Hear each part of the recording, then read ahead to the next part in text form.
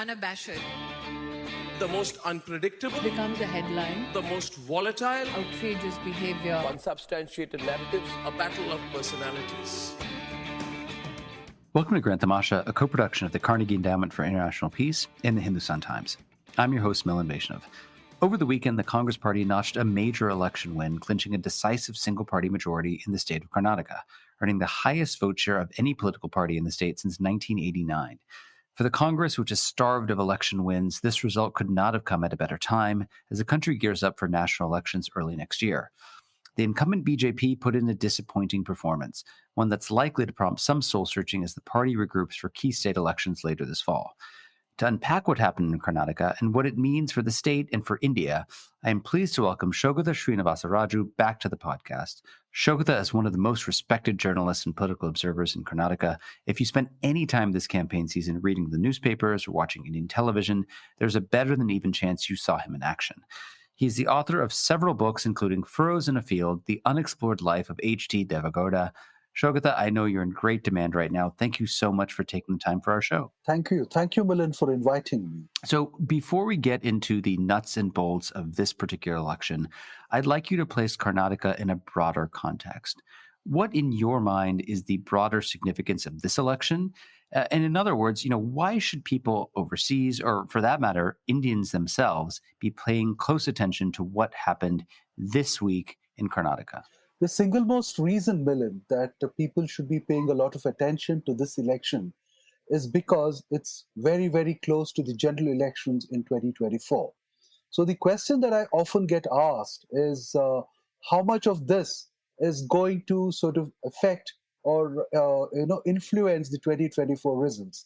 So I have been consistent in my response to that question, which is that it has very little to do with what may happen in 2024, because this election, the Karnataka election, the results of which were announced on the 13th of May, was a very locally fought election.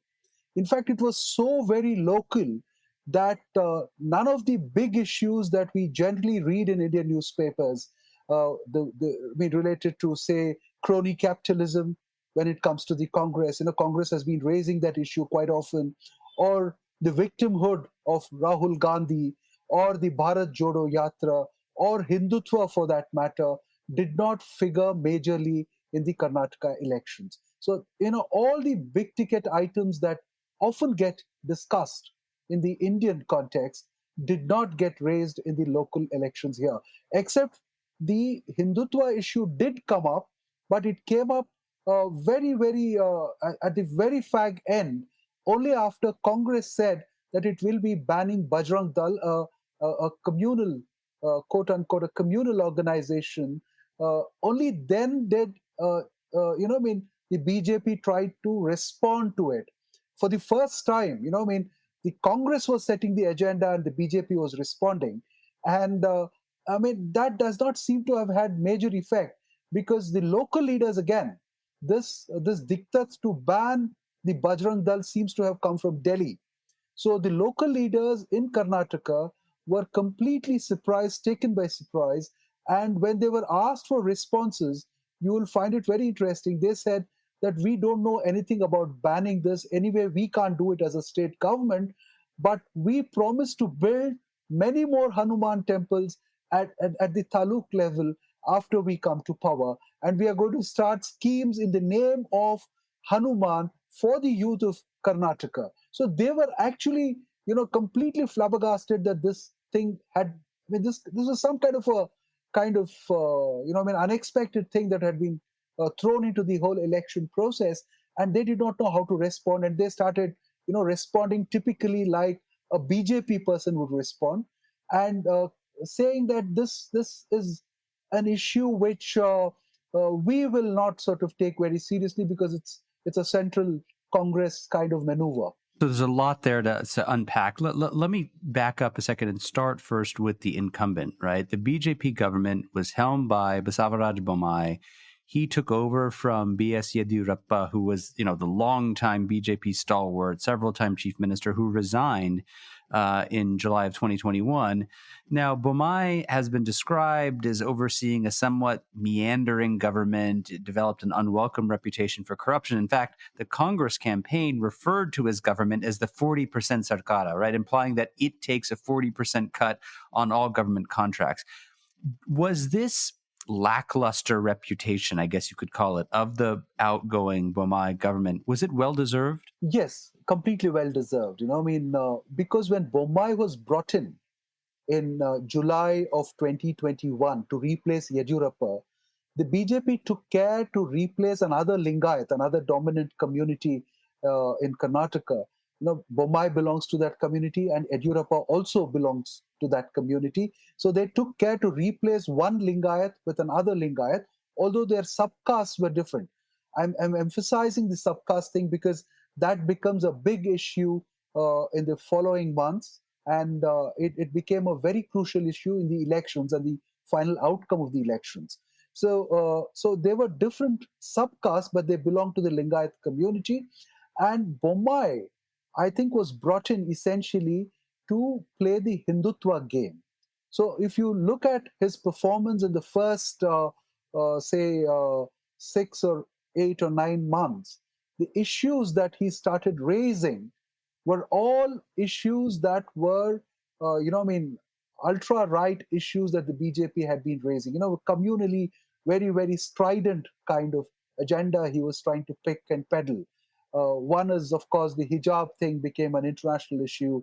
The azan thing, the prayer call that is given in the morning, trying to ban that, or the halal meat issue that became again, very controversial. All of these issues were given patronage by the Bommai government. But what happened was, after 10 months, when the BJP tried to make an assessment of what kind of impact this was having on the population in Karnataka, they were also trying to meddle with textbooks, which is their favorite hobby, by the way. And also, pick up historical characters like Tipu Sultan and try to sort of, create controversy around it. So they were trying to do a lot of things, but then after 10 or 11 months of Bommai's regime, they suddenly realized that these communal issues were getting no traction across Karnataka, except in the coastal parts of Karnataka. So they tried to mainstream the agenda of coastal Karnataka, but that had been rejected. And BJP, I'm sure, had been conducting a lot of surveys. They're very good with that. The Congress is generally very sleepy. They don't usually, check the pulse of the people routinely and try to adjust their programs or whatever. But BJP does it quite diligently. And I'm sure they must have got feedback that it is not working. So suddenly, this whole issue was dropped like a hot potato. That is the Hindutva issue. And they suddenly moved towards the older kind of issues like caste identity politics. And Bommai, overnight shifted from, speaking about communal issues to speaking about caste. So when it came to caste, again, they thought that there was, the Dalits had been making a demand for the last 30 years that there are Dalits, there are oppressed Dalits within the Dalit, there is a hierarchy within the Dalits in Karnataka, and the most oppressed Dalits, who are also the most populous people, were asking for a separate quota of reservation for the last 30 years. And there had also been a commission which had been set up, say, 15 years ago, and that report had just been lying there. So Bommai picked up the report, and he decided to give internal reservation to the left Dalit, that is the most oppressed Dalit. And he also sort of started listening to the demands of the largest subcaste within the Lingayats, that is the Pancham Salis. They were demanding for a separate reservation in the OBC caste reservations. And he said, okay, I will sort of look into this. And he promised them that he will give a reservation. And then, of course, it was passed by the state assembly. But of course, it has to be ratified by the parliament and all that. So It may now not happen, or it may happen, we don't know.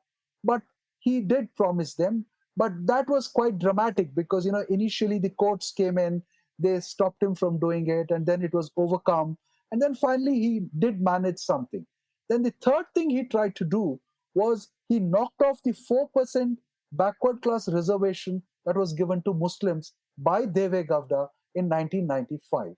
So that, even within the caste identity politics that the BJP was trying to do, they inserted a communal element. They just knocked these people off and put them under the newly introduced EWS category.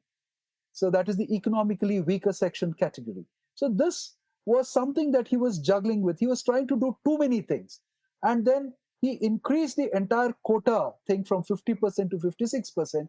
And of what was knocked off, what was taken away from the Muslims, he gave, he divided that between two dominant communities. So this is a lot of math for a lot of people, 2%. It's a very complicated kind of a maneuvering that happened.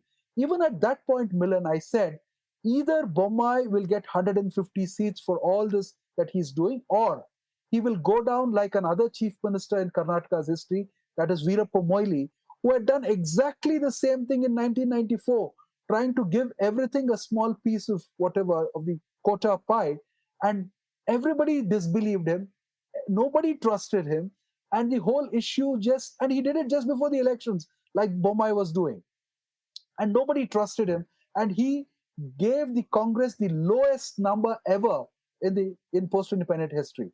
So that's exactly what Bommai has achieved now. Although it is not the lowest, because 2013 the BJP went down far sharper, and they still retained their vote share this time. But it is comparable. Fascinating window into caste politics, reservation politics, and how it plays out, and the effort really essentially to be, everything to everyone, right?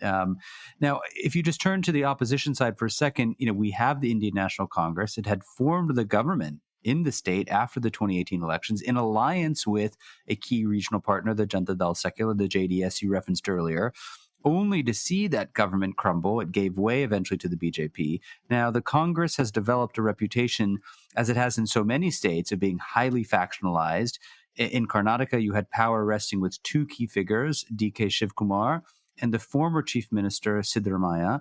I mentioned corruption already as a motif of the campaign, but what were the other markers of how the Congress sought to dethrone the BJP in this particular state assembly election? Milan, looking at the numbers that the Congress has got, people tend to believe that they must have worked really hard.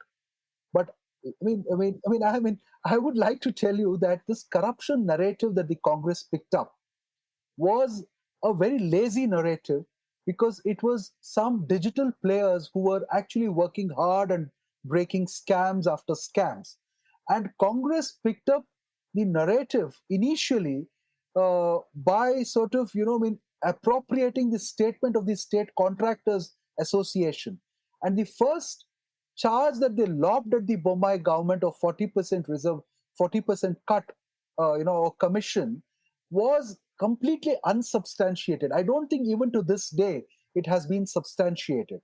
But that somehow stuck to the Bommai government, because unusually again for the BJP did not try to counter the narrative as effectively as it does in other cases.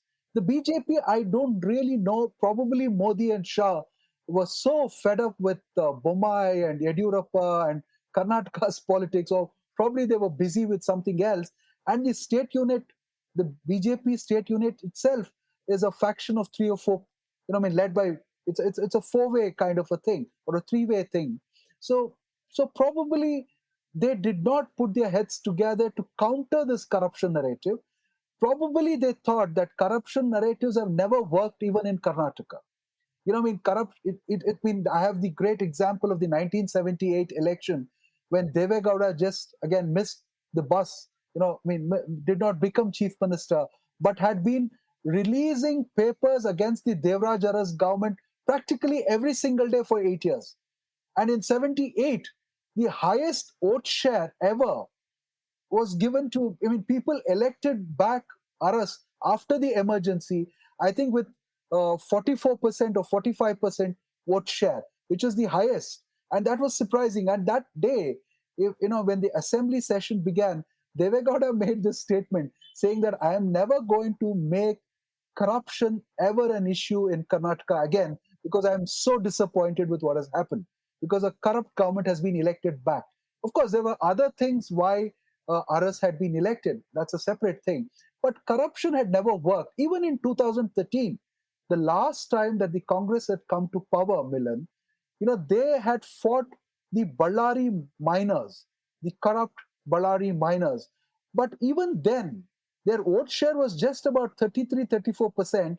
And with that 33%, their strike rate was higher. They got 122 seats only because the BJP had splintered three ways. Yadurappa had gone out of the party. Sri Ramulu, a tall tribal leader, had gone out of the party. So Yadurappa and Sri Ramulu combined had taken away 12% of the BJP's vote share.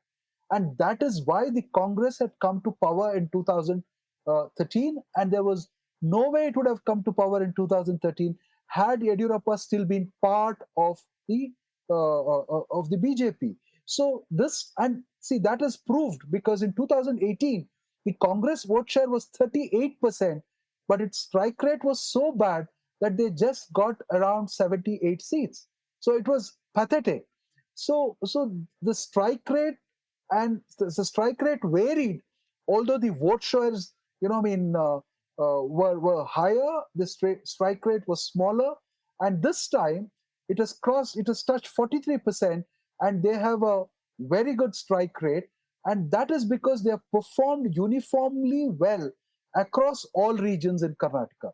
In fact, in every single region, if there are 6 political regions in Karnataka, there are actually 5, but if you try to look at the cluster of Bangalore as independent with 28 seats, then it is 6.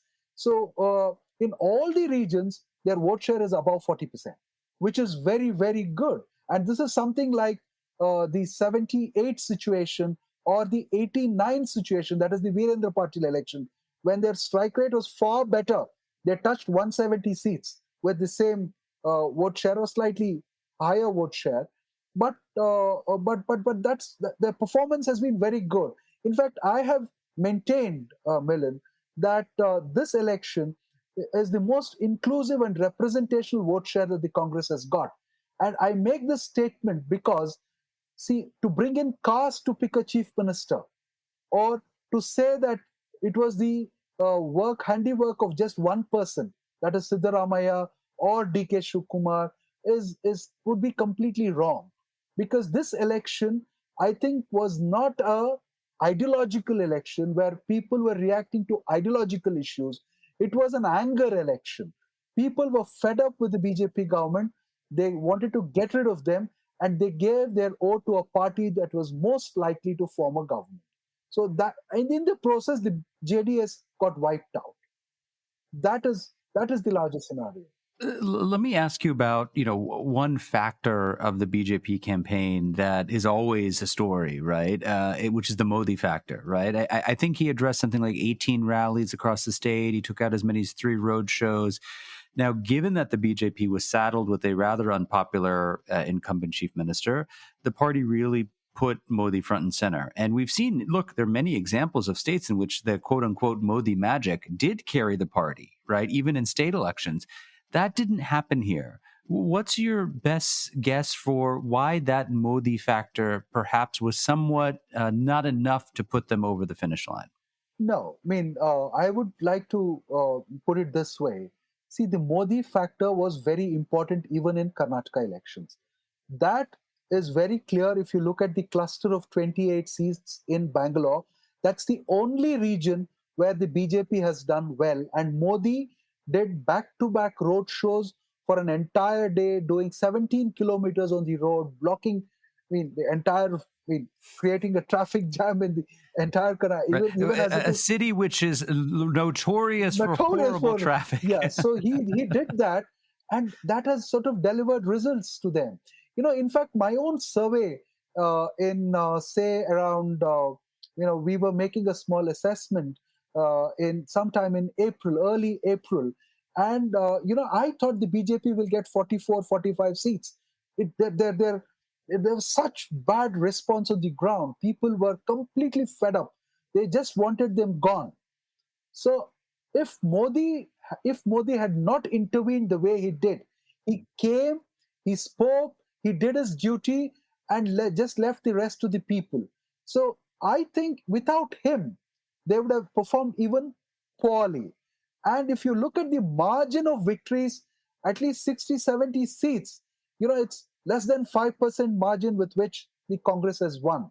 So it was a touch and go in many seats across regions.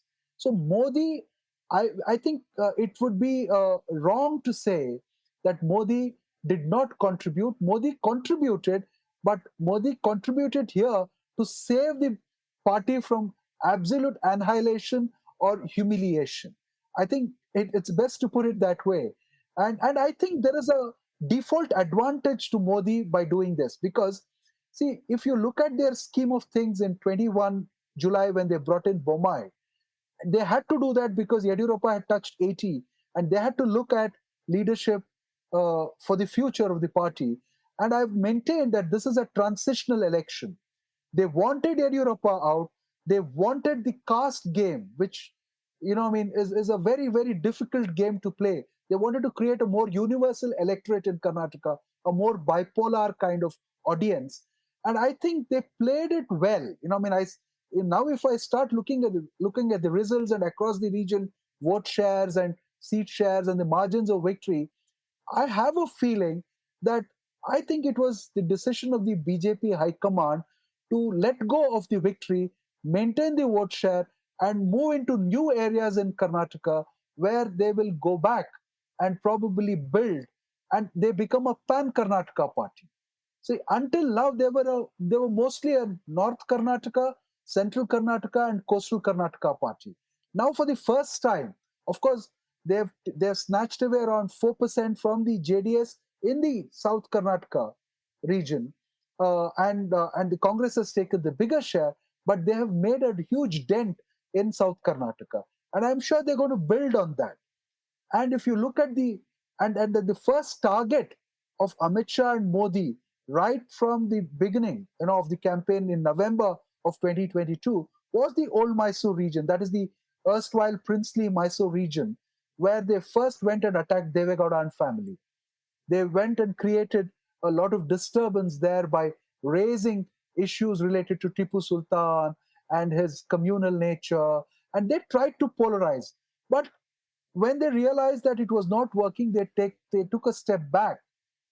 But the whole thing is that the BJP strategy this particular election, when they knew that they are not going to win, was to expand their footprint. And I think they've done that reasonably well, retaining the entire vote share of 36%.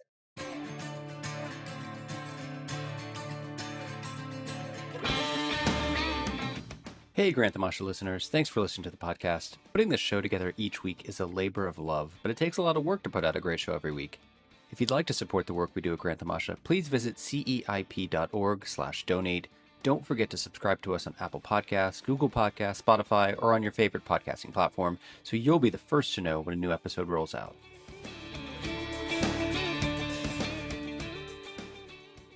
Just a very interesting analysis of Modi. Just to kind of flip the script a bit, let me ask you about Rahul Gandhi, because when it comes to rallies and roadshows, of course, we had last year the Bharat Jodo Yatra, and a lot of people have been speculating about the impact it may have had on these elections. Some of our listeners will have recalled that the Yatra spent about 21 days, about 3 weeks last fall, going through the state of Karnataka. The best analysis I've seen on this is by two young scholars, Fayyad Ali and Resif Ahmed. They published a piece in the Hindustan Times. We'll link to this, which by their best estimate, the Yatra may have boosted the Congress's vote share by between 2 and 3 percentage points. But I guess I want to ask you from the ground up, what impact do you think this had? I mean, is it tangible? If you go back to September and to now, was that momentum really caused by this rally through the state? I mean, if you ask me, my personal opinion is this is a retrospective spin that is being given to credit Rahul Gandhi with some kind of success.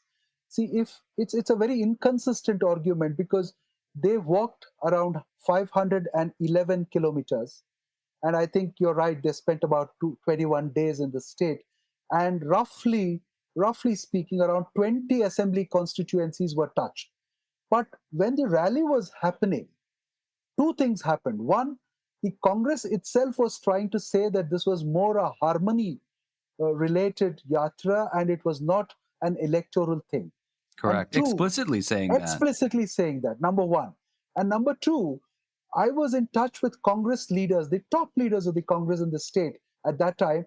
And all the time, all the 21 days, they were grumbling that Rahul Gandhi is not doing anything to sort of boost the electoral prospects of the party, which will be facing elections a few months down the line. So this was a complaint, and I did write about it in my columns as well. It's not that I am trying to sort of recall their comments now. I did write about it in September, October of 2022. So this is a retrospective spin, I think. And even if you look at seats, say, for example, he spent a lot of time in the Mysore region, but Chamundeshwari, a seat which is right in the middle of Mysore, was lost. There are similarly a lot of seats which they have lost as well, and where they have just been status quo. So I think those it's quite. I mean, it's a retrospective spin to accommodate Rahul Gandhi, give him a bit of credit, and to be fair to the local leadership, they took charge of the campaign, and Rahul Gandhi did not make mistakes that he usually makes or has made in other campaigns. He did not speak. He did not even utter Adani even once. He did not speak crony capitalism. He did not speak about his own victimhood or defamation cases or disqualification. He just went along the flow. He spoke local issues. He spoke about corruption, and that was it. In fact, it was Priyanka Gandhi who was the lead campaigner. She did more rallies than Rahul Gandhi. She did, I think she matched Modi and Shah in terms of the number of rallies that she addressed or the local connect that she built. So I think this is a bit of a retrospective thing, although I'm willing to concede the point if, I mean, if it's otherwise, and when I start examining that a little more closely. But as of today, I feel it has had very little impact. Now, fair enough. I mean, in some sense, you could say, look, the hard part of campaigning, electioneering is over. But for the Congress, the Act Two of forming a government is in some respects even trickier. Deciding first and foremost who is it going to name as chief minister. As we discussed earlier, the camp is divided in at least two, if not more, main factions. This is real-time analysis. This is on Tuesday, May 16th. The episode will come out later today. As of right now, what do we know about how the Congress is likely to resolve the chief ministerial question?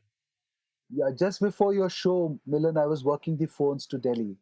And the sense that I get is that it's unresolved as yet. There are three major factions. I wouldn't call the Kharge thing a faction, but Kharge, being the national president from Karnataka, will have a major role to play. And I learned that Rahul Gandhi has said, it is your state, you take a call. And there are two big players. One is Siddaramaiah, who has already been chief minister, and there is DK Shivkumar, who actually built the organization, created the degree of confidence that the party needed to go all out, invested a lot of money, brought in experts. He is the real organizational man, and if he's staking claim to the chair, then he has every right to do that. Siddaramaiah is more a kind of man who worked the crowds with his rhetoric. He's been a former chief minister, a very popular one at that, and he's also supported by a large group of opinion makers in Karnataka. See, you should know the Kannada intellectual is a very partisan. The intellectuals in Karnataka are very partisan because they have always, this is a grouse that I've had, that they have always been co-opted by governments to run cultural institutions and universities. The whole alignment, it's cultural politics of a different kind. So these people have been putting out opinion and creating opinion that Sidramaya is the finest. But the problem is Sidramaya is not an organizational man. He has not held, he has done very little for the party except for enjoying power ever since he came into the Congress party. And people have not forgotten that in 2008 he rebelled against Mallikarjun Kharge. And in 2013, again, Kharge lost out because he asserted himself.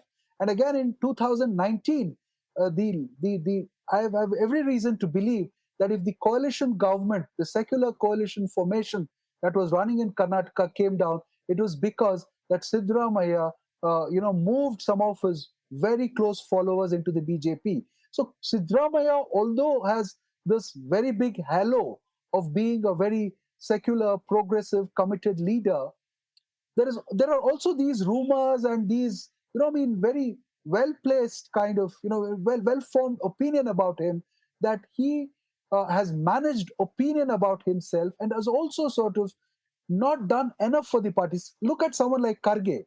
He has worked for the party from 1972 onwards, and has missed the bus many times. Has never been chief minister, although he has been a solid leader, working the grassroots and working at the grassroots. And he is now the national president, and he is also eminently qualified to be the chief minister of the state.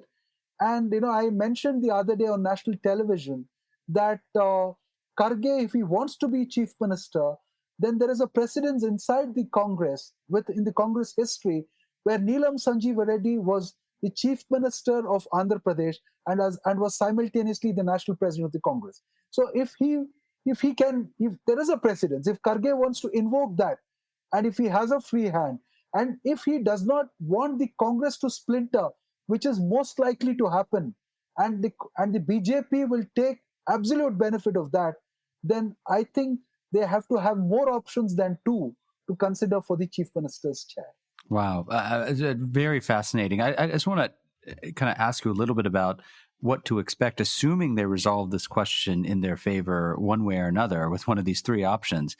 How they're going to govern. The Congress is getting a lot of credit for its pro-poor promises it made on the campaign trail. I mean, they had these 5 guarantees: cash transfers for women and unemployed youth, free rations, free bus travel for women, so on and so forth. Many people believe this may have helped the party consolidate poor voters.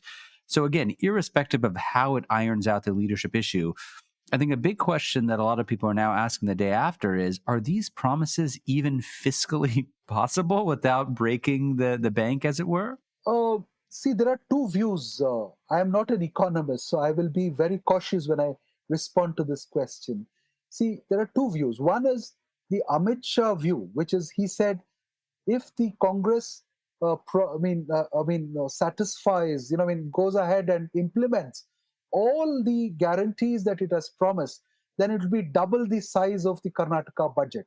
The size of the Karnataka budget, for your audience, just to give a give them the figure, it's around 3 lakh crores.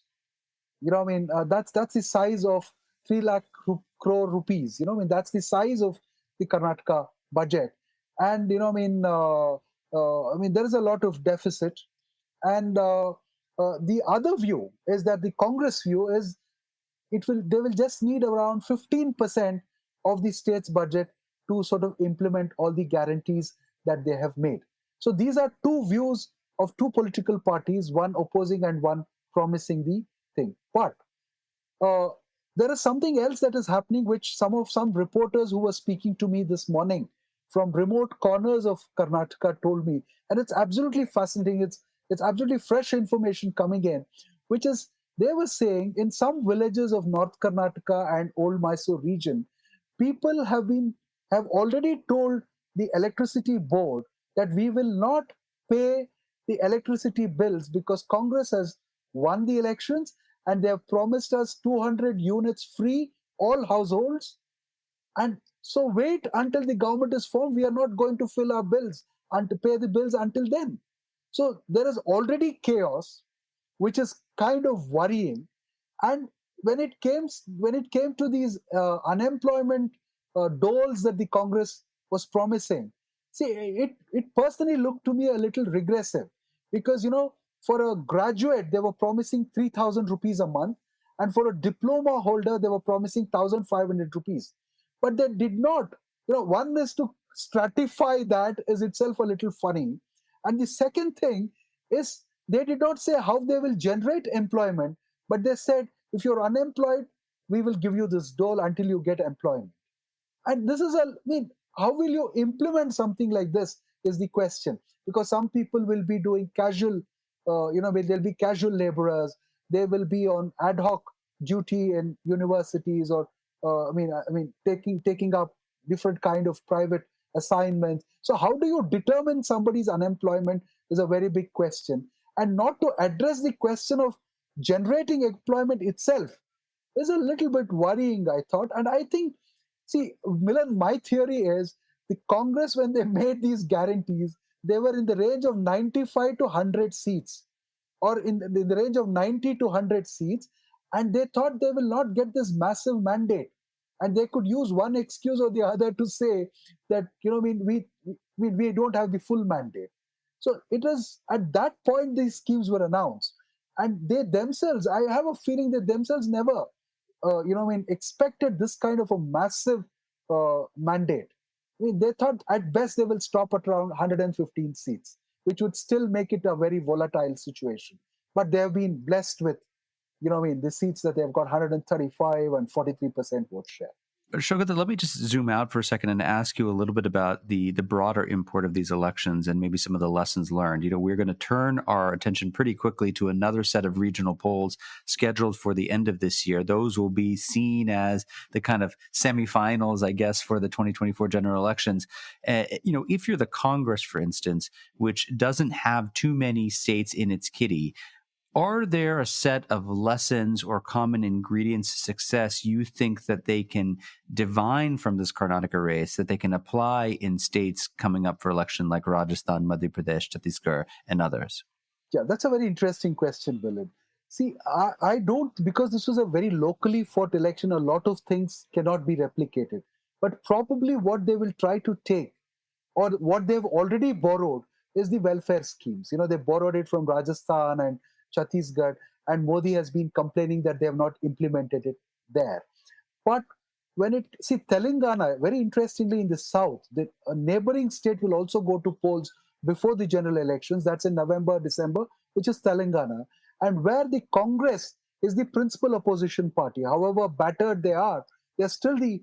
So one is the welfare schemes may go there, but welfare schemes may not work in Telangana because K. Chandrasekhar Rao, the chief minister there, has been very high on welfare and development schemes. But Congress coming to power in Karnataka is very, very crucial because it's possible that their resources will expand and they can help the Telangana unit of the Congress to get additional resources to fight the elections, which is extremely crucial. And that Karnataka, the elections were a very expensive affair, and I think it's the costliest election in entire India. I think we can say that with some certainty that it's the most expensive election conducted in Karnataka in India, and it beats all records because I can just give you a sample thing. My own maid who looks after who does chores at our place, she was given one of them was given 5,000, another one was given 7,000 by parties. So that is the amount of vote, the amount of money that you spend to get a vote. It's a pretty pathetic state. So Congress will need funds, and the BJP has a lot of funds. So coming to power in Karnataka may help the other state in the south immediately in kind of replenishing their coffers. But Rajasthan, Chhattisgarh, Madhya Pradesh is a completely different game because it's, as you know, it's upwards of Vindhyas, and the issues and the agenda will be very different. And what's happening in Rajasthan already. The factional fight that may begin in Karnataka has already played out in a fascinating way in Rajasthan. So where the where the two big players are at loggerheads and are fighting each other. Chhattisgarh, there is a bit of unhappiness because Bhupesh Baghel did not hand over the chief ministership to T.S. Singh Deo, who was the president of the party when the party came to power after the 2.5 year line. So, things may work very differently, but you see a bit of that reflection in Karnataka now, and a bit of extrapolation may be there a little later. So, Shogata, let me just ask you one final question. I found your discussion of this transitional BJP to be quite interesting, right? And I'm wondering if you could just kind of elaborate on that, and then we close with that, which is, one could make an argument that this was actually pretty Machiavellian in a sense of Amit Shah and Narendra Modi, because they had an old guard leadership that they had to ease out.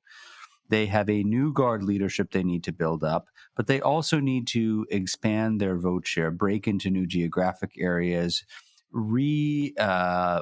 fashion old kind of settled caste calculations, as it were.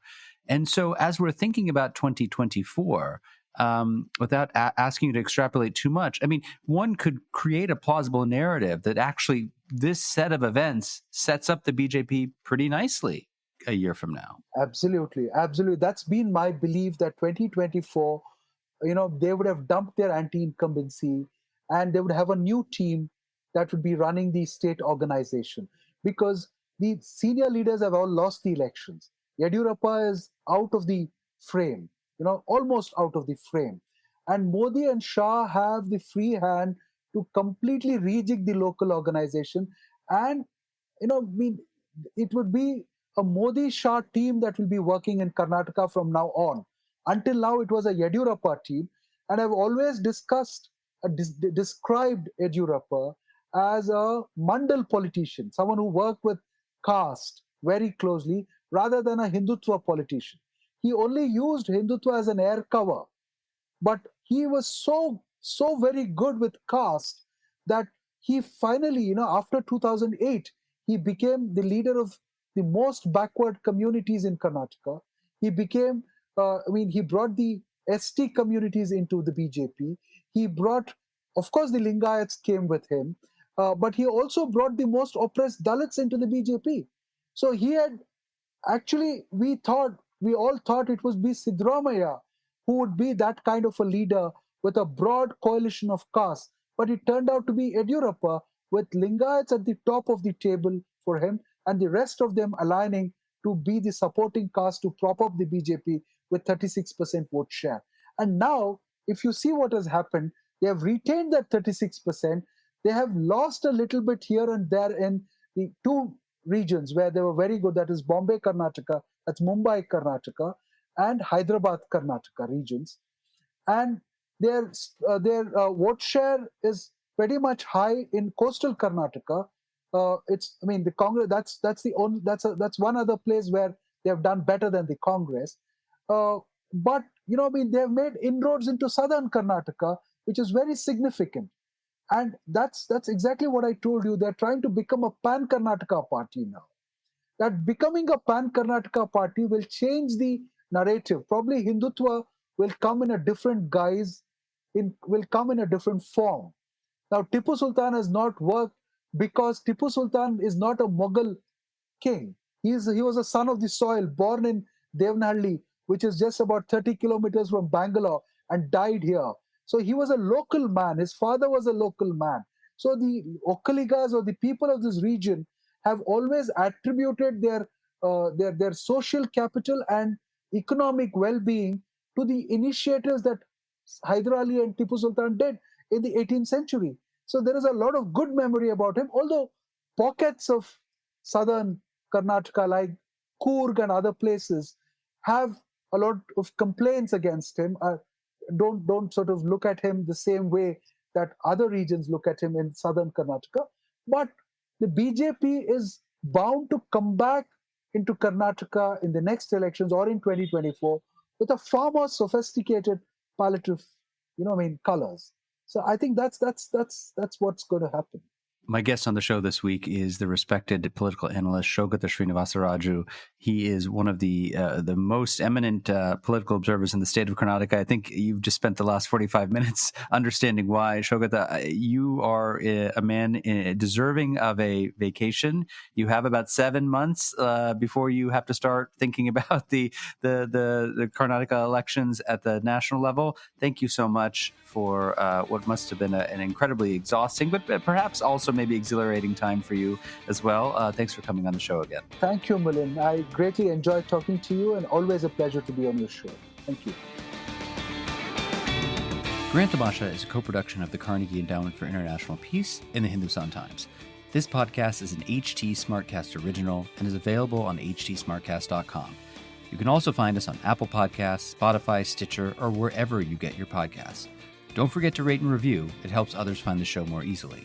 For more information about the show and to find the writing we reference on this week's episode, visit our website, grandtamasha.com. Production assistance comes from Nitya Lab. Tim Martin is our audio engineer, and Isabel Villegas is our executive producer. Thanks for listening, and see you next week.